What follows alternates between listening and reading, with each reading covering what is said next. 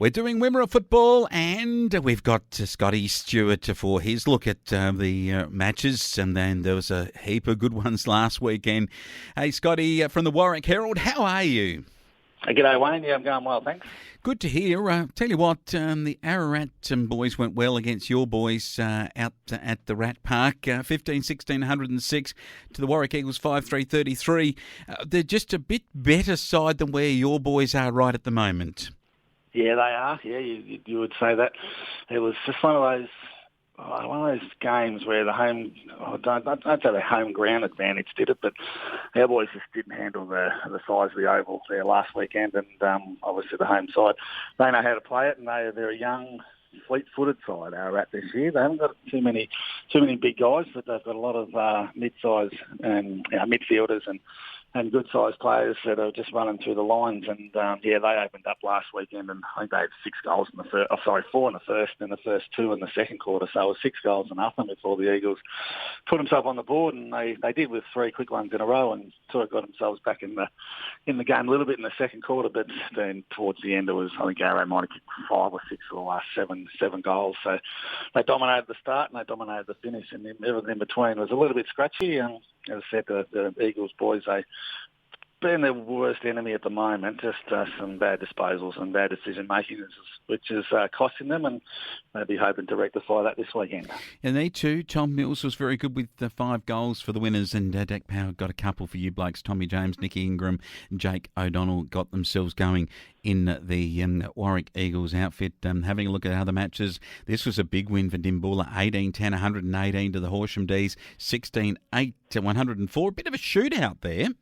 Yeah, exactly. It's I saw some vision of this one on the Dartfish, the video system that gets around, and I sat there and watched most of this, and cracker of a game this one. It would have been great to be there live. The Dimmy boys, a bit of a slow start, but they sort of had the game under, I wouldn't say total control, but they were in front and looking like they were just going to break away, but Horsham just kept coming back and kept with them for the match. And I think only in the last quarter where they cut the margin back to about 5 points, and then Dimmy were able to kick away late in the last quarter. But as I say, a cracker of a game and in a high scoring game. Yeah. This is a good thing that Dimmy have been able to amass 3 very good recruits: Jack Land, John Ross, Billy Hayes, all 3, and their best 3 players.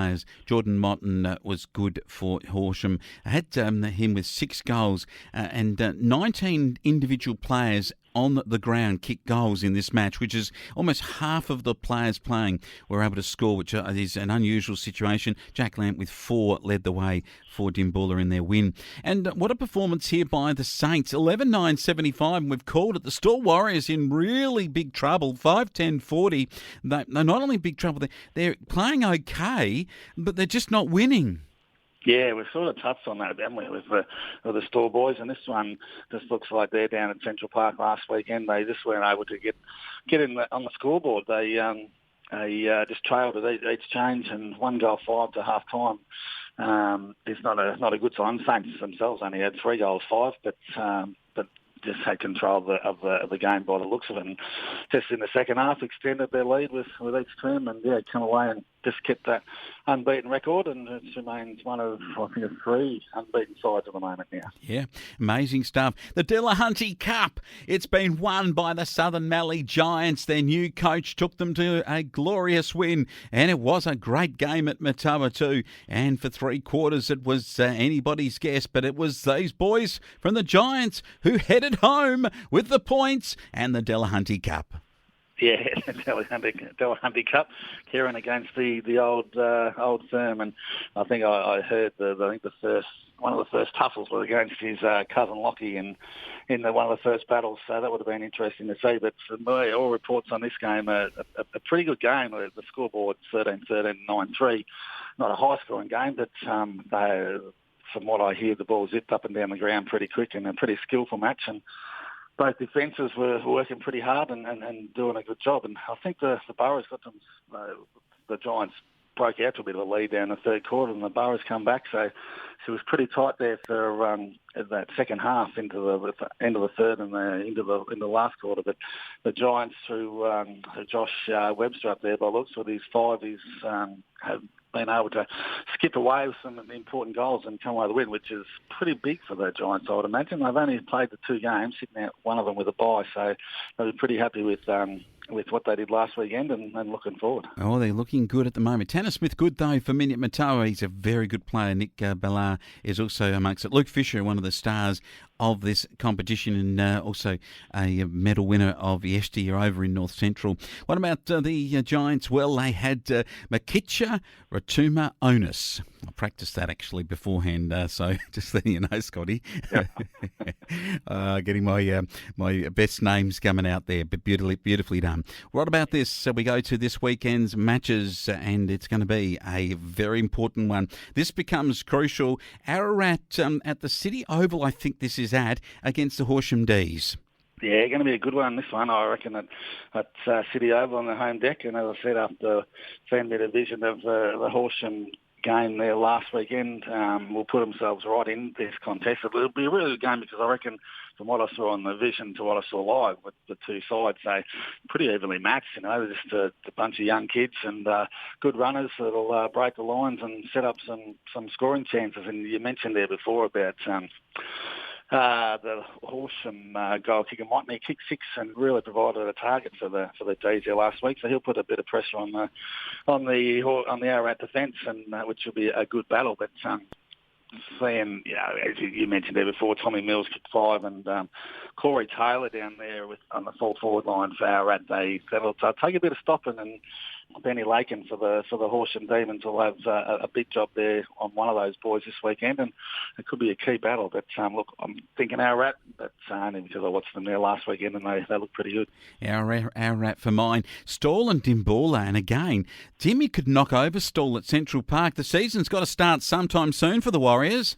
Yeah, it does, and they're back to Central Park again for another home game. But unfortunately, they're not getting any of those wins on their home deck early in the season. None from 4, and I'm thinking they'll be none from 5 after this weekend with Dimmy in pretty good form. They will go in without one of their key midfielders, Matty Rosier, again, just with that vision last week. He copped a really heavy knock late in the last quarter, and I would imagine he's going to miss this game through the concussion protocols, but it'll open the door for someone else. But, he'll miss this game, but I think Dimbula should account for this one pretty well. Southern Mallee Giants at home at Hopeton, their first home game of the year. It's come around. Feels like we've been playing for months, and finally they're up at Hopeton, and they should to beat the Saints. They've had a great tussle against Horsham Saints at home on that ground in previous seasons. Yeah, you hit the nail right on the head there, and I was about to say that looking at this game, you just say the Southern Mallee Giants would be started a pretty firm favourite, but it is against Horsham Saints, who they have had some difficulties against, over the years. But